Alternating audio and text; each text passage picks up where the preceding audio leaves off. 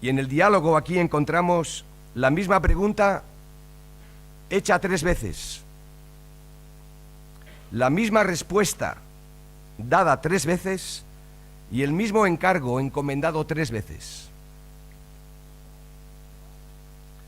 Versículo 15, Simón, hijo de Jonás. Jesús lo llama de la misma manera que cuando lo vio por primera vez. Lo llamó de la misma manera que cuando lo vio por primera vez, ahí en Juan capítulo 1, versículo 42. Y le dice, ¿me amas más que estos? En referencia a los discípulos que están con él. Tú, Pedro, ¿me amas más que todos ellos? Porque fue delante de ellos que Pedro dijo que jamás abandonaría a su maestro. ¿Recordáis? ¿Recuerdan ustedes? Aunque todos se escandalicen de ti, yo nunca me escandalizaré. Y el Señor le pregunta directamente y amablemente, con mucho cariño, ¿me amas más que estos? Cristo repite la pregunta 2 veces más, pero con una pequeña diferencia. Dice simplemente, ¿me amas? En las 2 primeras preguntas, Jesús emplea un verbo en griego, agapán. ¿Me amas, agapán? Que indica un amor y una entrega total e incondicional. ¿Me amas de una manera total y absoluta, Pedro? ¿Más que estos? ¿Más que a cualquier otra cosa? Pero Pedro no responde con el mismo verbo, sino con otro parecido, philein, que indica sentimiento, emoción, afecto, amistad. En la tercera pregunta, Jesús utiliza el mismo verbo que Pedro en sus respuestas. Es decir, el diálogo podía haber sido muy parecido a este. Simón, hijo de Jonás, ¿me amas más que estos? Le respondió, sí, Señor, tú sabes que te quiero, que tengo afecto por ti. Jesús le dijo, apacienta mis corderos. Volvió a decirle la segunda vez, Simón, hijo de Jonás, ¿me amas? Pedro le respondió, sí, Señor, tú sabes que te quiero. Le dijo, pastorea mis ovejas. Jesús le dijo la tercera vez, Simón, hijo de Jonás, ¿me quieres? Pedro se entristeció de que le dijese la tercera vez, ¿me quieres? Y le respondió, Señor, tú lo sabes todo. Tú sabes que te quiero.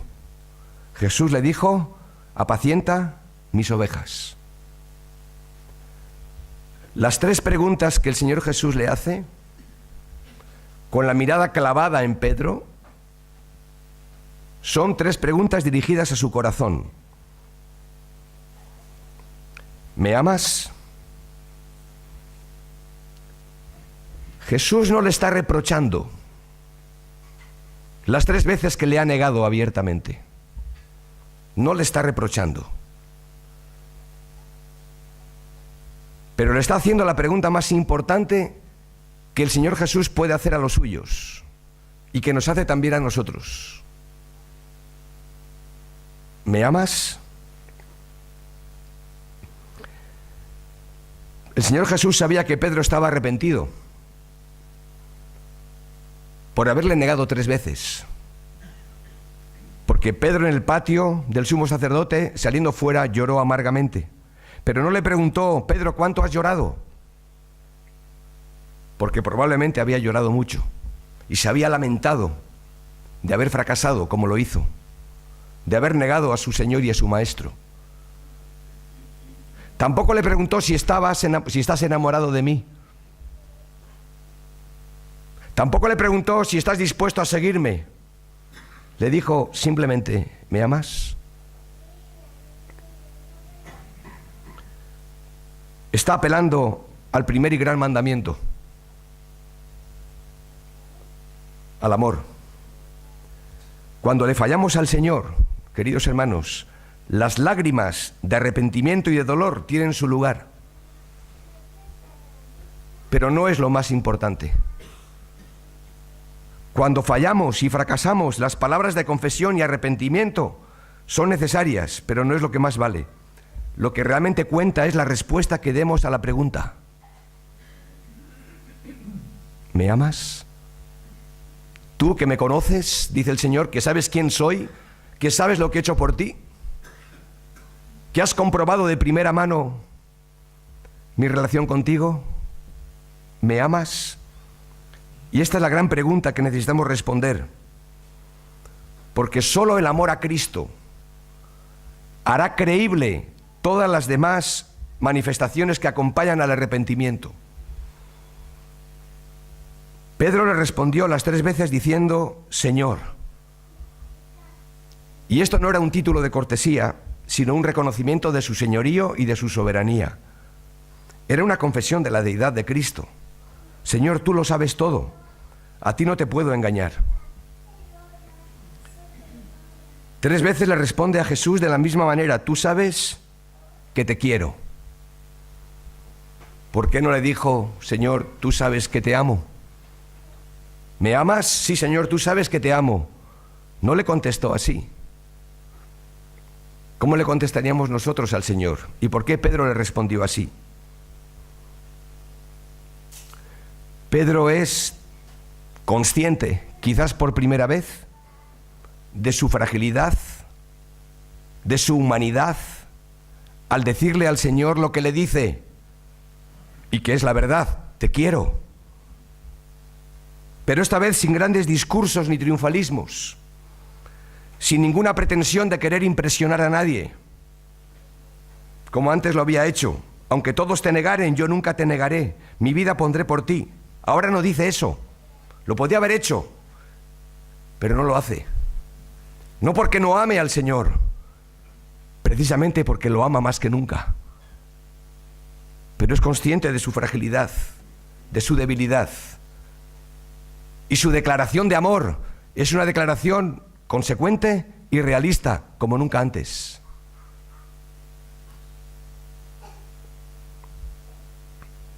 Hay un texto en el libro de Eclesiastés que ahora mismo viene a mi mente y a mi corazón, y espero encontrarlo, relacionado con todo esto. Podemos buscarlo, por favor, en el libro de Eclesiastés, y a ver si lo encuentro, porque ahora justamente entiendo que el Espíritu lo ponía en mi mente.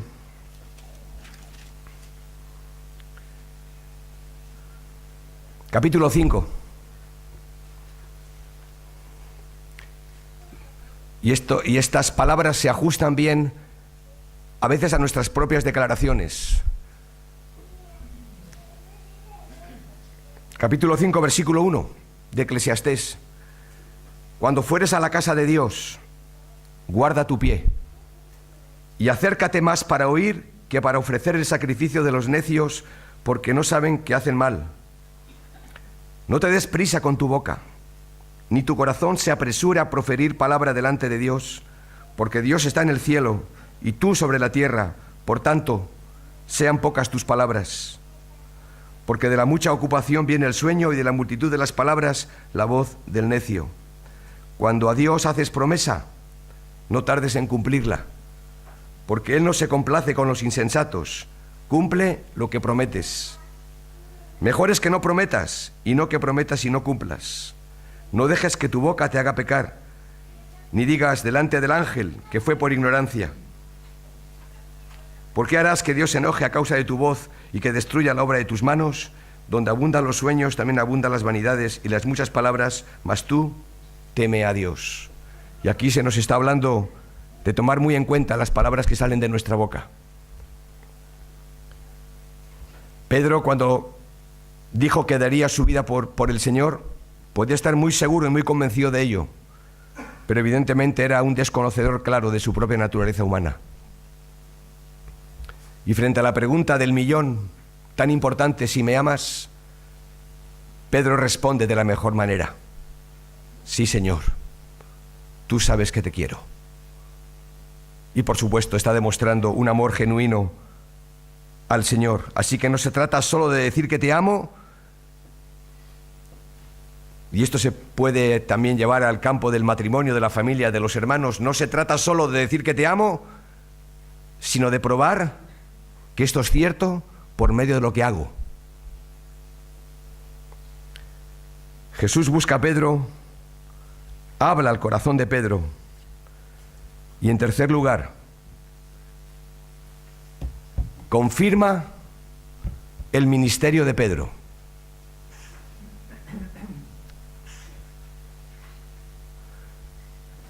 Notad que 3 veces el Señor le hizo la misma pregunta. 3 veces Pedro le da la misma respuesta. Y 3 veces el Señor Jesús encarga a Pedro el cuidado de las ovejas. Pedro, si me amas, cuida mi rebaño. Si me amas, pastorea mis ovejas. Si me amas, apacienta mis corderos. Y es así como el Señor Jesús responde a la honestidad de Pedro, restaurándolo a su ministerio. Y esta es la misma pregunta, como dije antes, que el Señor nos hace a cada uno de nosotros, a los que estamos aquí. ¿Me amas? Porque si me amas, no me digas que vas a dar tu vida por mí. Si me amas, obedece mis mandamientos. Si me amas, no me prometas, Jaime, que vas a hacer esto o aquello. Si me amas, cuida de mi pueblo. Si me amas, no me cuentes lo que vas a hacer a partir de ahora, o lo maravillosos que te han podido parecer los cultos especiales de este año. Si me amas, toma en cuenta lo que te he dicho y obedece mi palabra. Toma tu cruz cada día y sígueme. ¿Cómo termina la vida de Pedro? Después de que fue restaurado públicamente en su ministerio. Jesús le dijo que moriría como un mártir, versos 18 y 19. De cierto te digo, que cuando eras más joven, te ceñías e ibas a donde querías, mas cuando ya seas viejo, extenderás tus manos y te ceñirá otro, y te llevará a donde no quieras. Esto dijo dando a entender con qué muerte había de glorificar a Dios, y dicho esto añadió, sígueme. Jesús aquí le está anticipando de qué muerte iba a morir Pedro. Es una profecía con respecto a su futuro. Claro que no aparece la muerte de Pedro en el registro del Nuevo Testamento. Y alguien podría preguntarse, bueno, ¿y por qué? Si hemos visto la caída de Pedro, que quizás no tendría que estar registrada porque es una cosa vergonzosa, pero precisamente por eso le da a la Biblia veracidad, porque la Biblia no esconde nada. Y así como aparece toda la grandeza de Dios, aparece toda la miseria humana. Aparece registrada la caída de Pedro, aparece registrada, por supuesto, la restauración de Pedro. ¿Y por qué no su muerte? ¿No era acaso un apóstol tan importante, tan preeminente? Mira lo que dice Juan en el último versículo del capítulo 21, donde estamos. Dice que hay también otras muchas cosas que hizo Jesús, las cuales si se escribieran una por una, pienso que ni aún en el mundo cabrían los libros que se habrían de escribir. Amén. Es decir, el propósito de la Escritura no es recogerlo todo, sino que es un propósito siempre para restauración, en este caso para salvación. Sin embargo, la muerte de Pedro, aunque no ha quedado registrada en las páginas del Nuevo Testamento, todos los documentos históricos indican que Pedro fue crucificado. Murió como mártir siendo crucificado. Y cuenta la tradición que antes de presenciar, o antes de morir él crucificado, tuvo que presenciar la muerte de crucifixión de su esposa.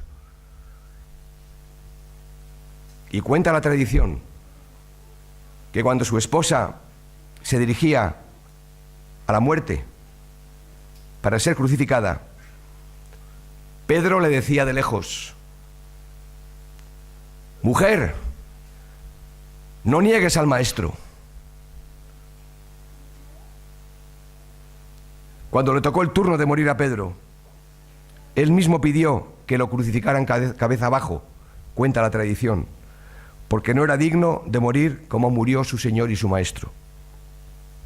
Sin duda que Pedro amó a Jesús de una manera increíble. Y el Señor Jesús lo restauró de una manera increíble al ministerio y al cuidado pastoral.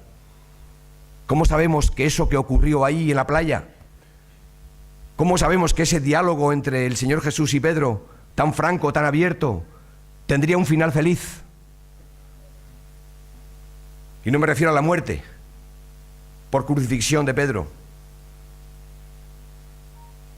porque la historia del apóstol no termina aquí. Él escribió 2 cartas, primera y segunda de Pedro, y normalmente estamos más acostumbrados a escuchar de las negaciones, las 3 negaciones de Pedro, pero quiero resaltar, más que las 3 negaciones, las múltiples afirmaciones que él hizo acerca del Señor Jesús. Y solamente por remitirme a algunas de ellas mencionaré en el libro de los Hechos, en su primer discurso, cuando miles de personas se convirtieron por ese mensaje poderoso que él predicó. Confesó en Hechos 2 que a este Jesús, a quien vosotros crucificasteis, Dios le ha hecho Señor y Cristo. Junto a la puerta del templo, la hermosa, Hechos capítulo 3, él declaró que en el nombre de Jesucristo de Nazaret hay salvación y hay perdón. En su nombre. En Hechos capítulo 4, ante el concilio y sus gobernantes, y en ningún otro hay salvación, porque no hay otro nombre bajo el cielo dado a los hombres en que podamos ser salvos. Hermanos, ¿de qué manera el Señor Jesús restaura el corazón de un hombre roto, fracasado, que había vuelto a sus redes, que había vuelto a su pesca, que todos sus ideales se habían venido abajo, que él había negado al Maestro? No se lo podía perdonar. Y el Señor preparó el momento para ir a buscarlo. Y el Señor preparó el momento para tener un diálogo con él en presencia de los discípulos. Y el Señor lo levantó de nuevo y lo restauró para que hiciera la labor para la cual había sido llamado. Y tú, una vez vuelto, confirma a tus hermanos. Esto que nos enseña a nosotros, hombres y mujeres de la Iglesia del Señor, del pueblo de Dios,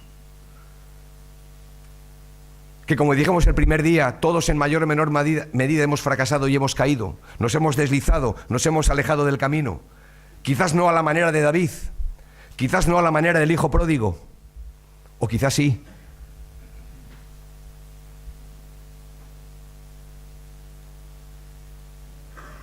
¿Quién nos ha restaurado a nosotros? ¿No ha sido el mismo Señor Jesús? ¿Quién nos ha levantado cuando hemos acudido a Él? ¿Quién nos ha renovado las fuerzas? ¿Quién nos ha dado de nuevo ánimo y esperanza para seguir adelante? ¿Quién nos ha dicho vez tras vez que si confesamos nuestros pecados, Él es fiel y justo para perdonar nuestros pecados y limpiarnos de toda maldad? Pero ¿qué hacer con los que están cerca de nosotros y que también han tropezado y han caído? Y quizás por su vergüenza o por su inexperiencia han vuelto a las redes y han vuelto a la pesca, a la vida de antes, y han dejado el círculo de los discípulos y han dejado la iglesia.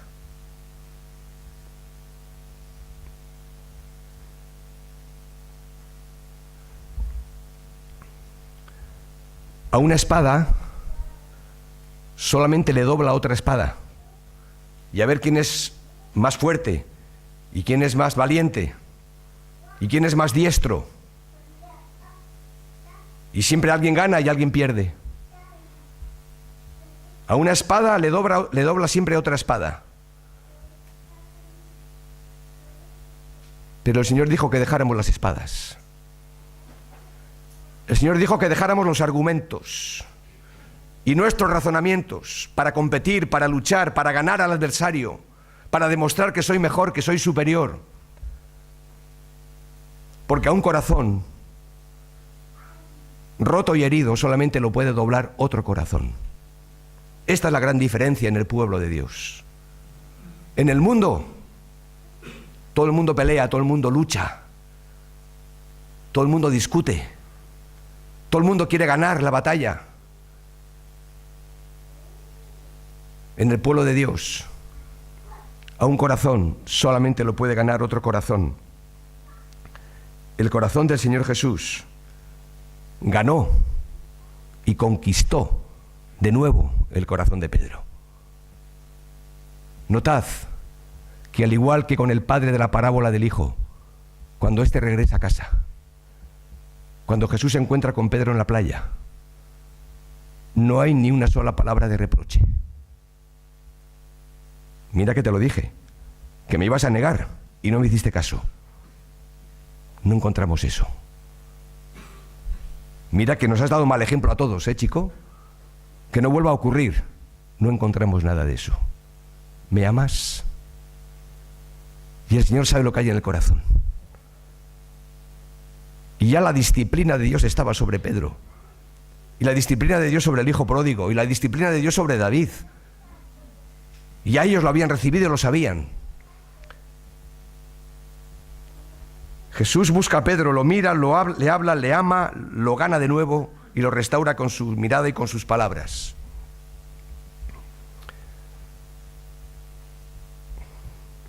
¿Cómo vamos a ayudar a restaurar a los que en medio de nosotros se han desviado del camino y han tropezado? Es cierto que hay una misma clave que se repite en todos los casos que estamos viendo.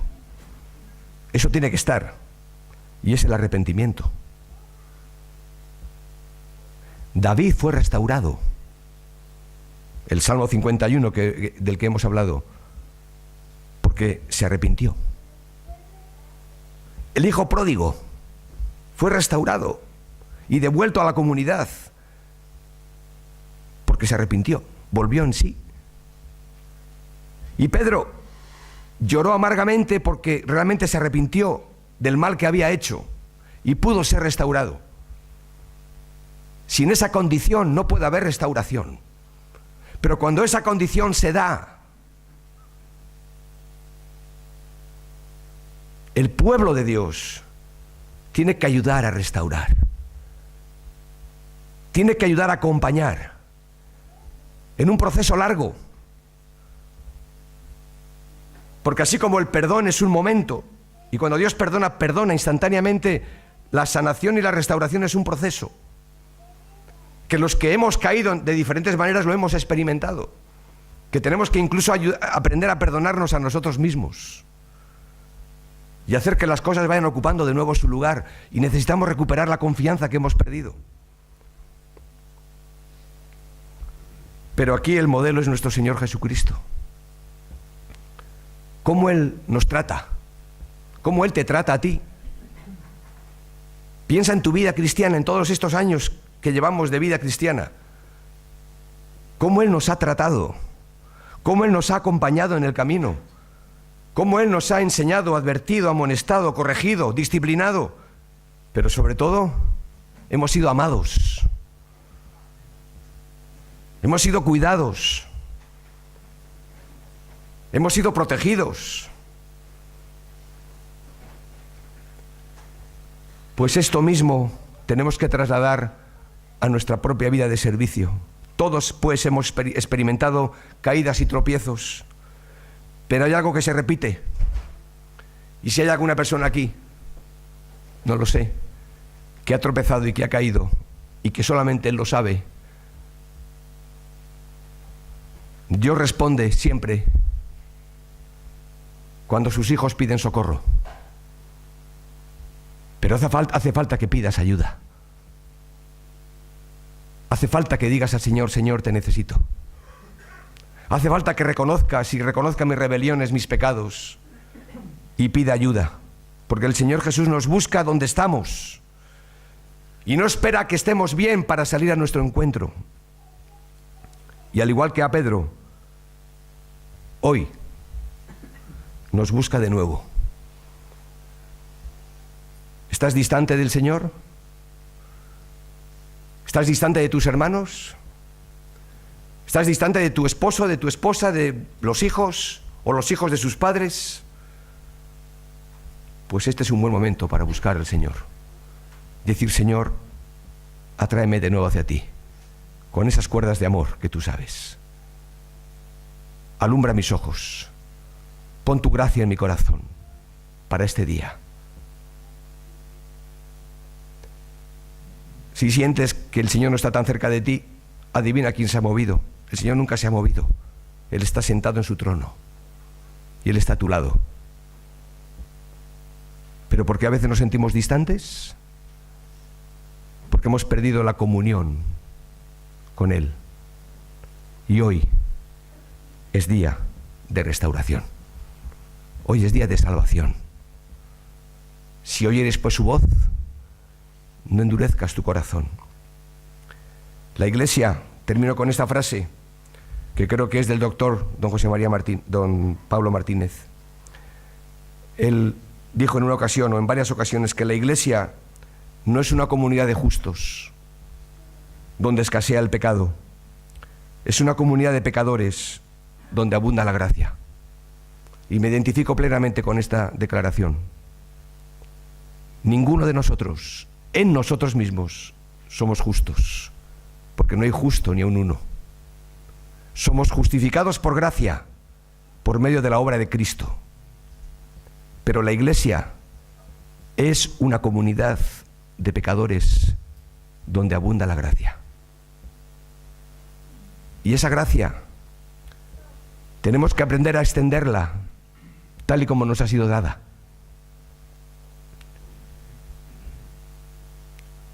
Y dije ayer, creo que fue, que los hijos pródigos, quizás algunos de nuestros hijos, que no están en los caminos del Señor,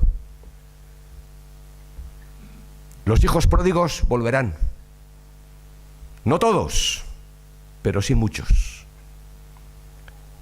Porque tendrán que comprobar ahí fuera que el mundo no tiene nada que darles. Pero lo tienen que degustar ellos con su propia experiencia. La pregunta no es si volverán, porque volverán. La pregunta es, ¿qué vamos a hacer con ellos cuando regresen? ¿Cómo los vamos a recibir? ¿Los vamos a juzgar? ¿Les vamos a preguntar dónde has estado metido? ¿O los vamos a recibir y después ya habrá tiempo de hablar? Pero los vamos a recibir para primero abrazar.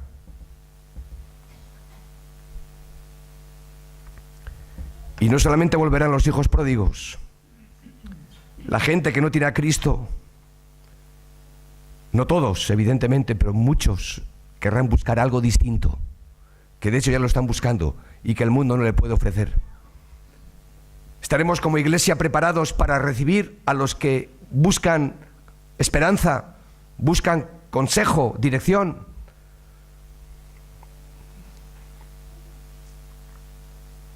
Pues la Iglesia tiene que estar preparada para recibirlos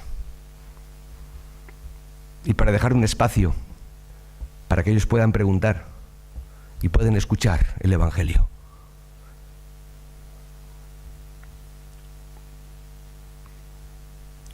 Nunca consigo ver la obra desde aquí, allí. ¿Voy bien? ¿2 minutos más? Sí. Creo que hace 3 años lo compartí con vosotros. Lo hago a veces solo yo en mi propio despacho de casa. El despacho de nuestra casa lo tengo en el trastero.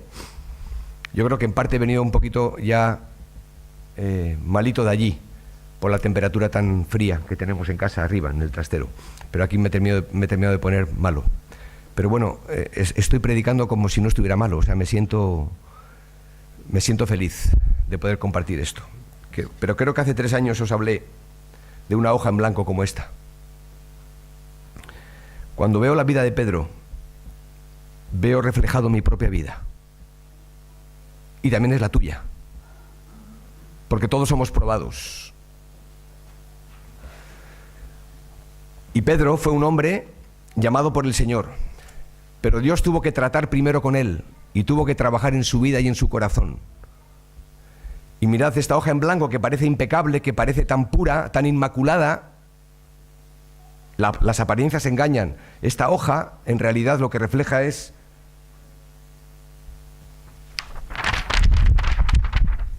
todo el ruido, toda la suciedad, todo el pecado que hay dentro de nosotros. Delante de los demás podemos llegar a parecer una cosa: blancos, resplandecientes, santos, pero hay mucho ruido. Y si tuviéramos que dejar hablar a nuestro corazón, ese ruido saldría. Y el Señor, cuando nos salvó para perdonar nuestro pecado y quitar nuestro ruido. Y no podemos servirle eficazmente en estas condiciones. Él tiene que quitar el ruido.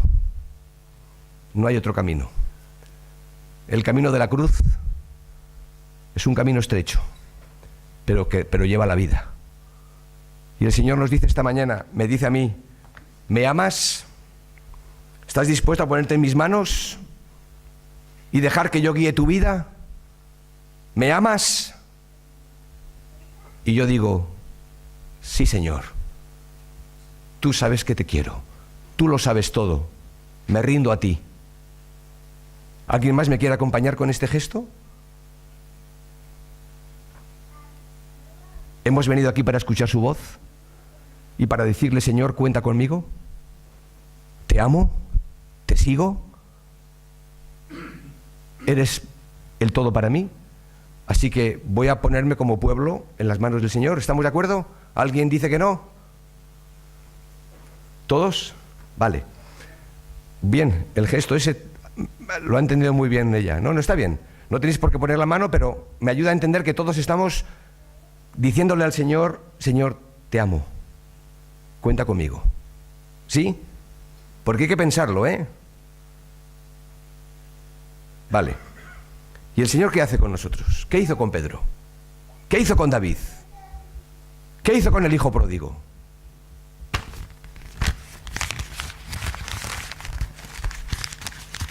El molino de Dios muele despacio, pero muele muy fino.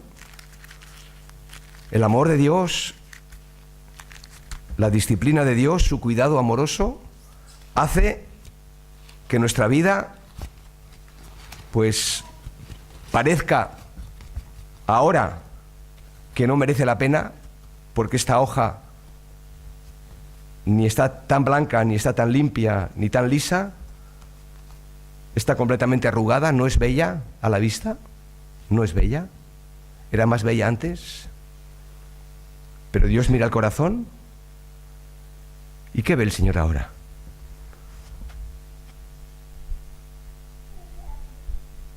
Hay ruido, pero hay menos ruido. Pero siempre habrá ruido. Y el Señor, vez tras vez, día tras día, cuando me enfrento a Él, me pregunta: ¿me amas? Digo: sí, Señor. Tú sabes que te quiero.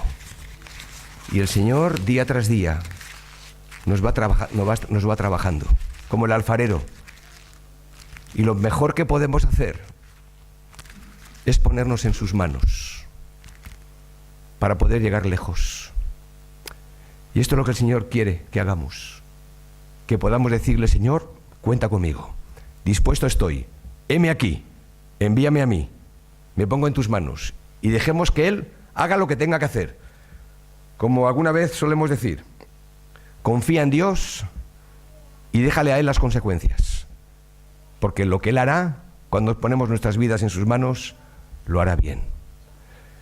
Me gustaría poder orar y dar gracias al Señor, ¿verdad, David? Y bendecir su nombre en esta hora. Y ahí donde estamos, con los ojos cerrados, quiero invitarte a que hables con el Señor a solas que respondas a la palabra que hemos escuchado y que le expreses con tus propias palabras, pues que le amas, que quieres seguirle, que quieres que Él obre en tu vida, que puedas tener en estos segundos una conversación personal y privada con tu Señor, dándole gracias.